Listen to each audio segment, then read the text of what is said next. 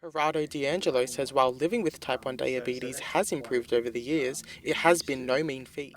Over the last sort of 6 or 7 years, I've moved to an insulin pump, which is sort of connected to me 24/7.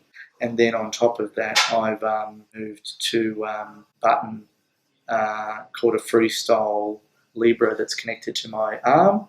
And then what I can do is I can actually monitor my blood sugar. I find the combination of the insulin pump and the Abbott sugar monitoring button sort of works really well for me because it gives me a degree of autonomy and independence that I probably wouldn't be able to enjoy. And so when I hear about all this new research coming out that says we might be able to reset the immune system and, fix your tendency to trend towards diabetes or do this or do that, I think that's wonderful. So I think if some of this had been around back then, maybe the control of the condition might be less stressful for individuals having to inject themselves and wear appliances that do. The work you're referring to now is going to be equally groundbreaking for the 1 or 2 million Australians that have got some form of diabetes. I can only imagine what this research means for those who have spent decades upon decades looking. Mariel Hanna, a 30-year-old mother of two, was first diagnosed with lupus 8 years ago and says the discovery is a step in the right direction. Okay, so when we're talking about non-specific treatments that bombard the body with side effects, what comes to mind for me is prednisone. It probably saved my life quite a few times. In the long run, it's not actually treating or curing my lupus. Instead, I ended up taking large doses of steroid treatment for 10 years, and what that did to me was it wreaked havoc on my body.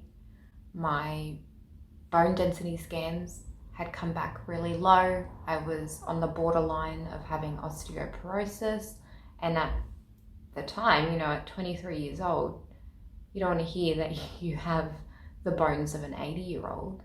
My hair had thinned out, it was falling out in clumps. With using a more targeted therapeutic approach, it would make a huge difference to daily life than thinking you are just flooding your body full of these non-specific medications, these dangerous steroid treatments to keep you alive. Like, we can find out what works for one person doesn't necessarily work for another. So for me, I found that it was UV radiation that was a major trigger for my lupus, and so we still have a long way to go. I mean, we've come milestones, but we still have a very long way to go.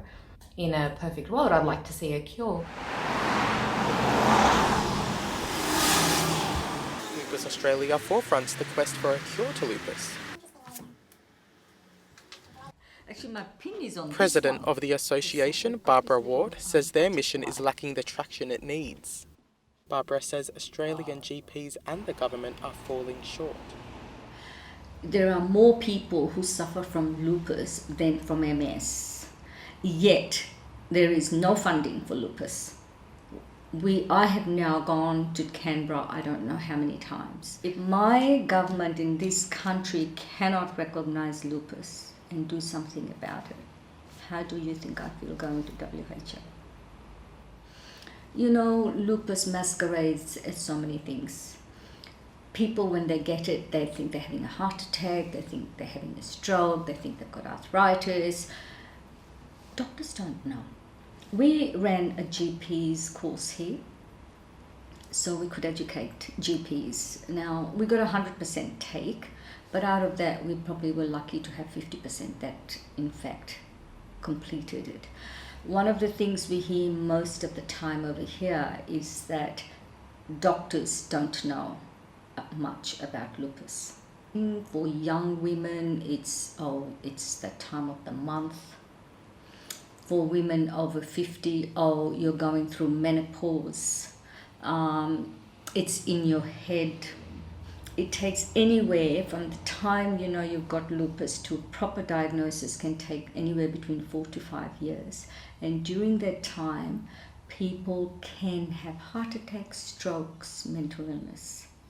kidney failures. But I think the biggest thing with the research, if we do have those markers, if we do have those genetic testing and all of that, it'd be wonderful. What a wonderful step forward. To be quite honest, John, in my lifetime, I really do want to put lupus on the agenda. If that's the last thing I do, I will do it.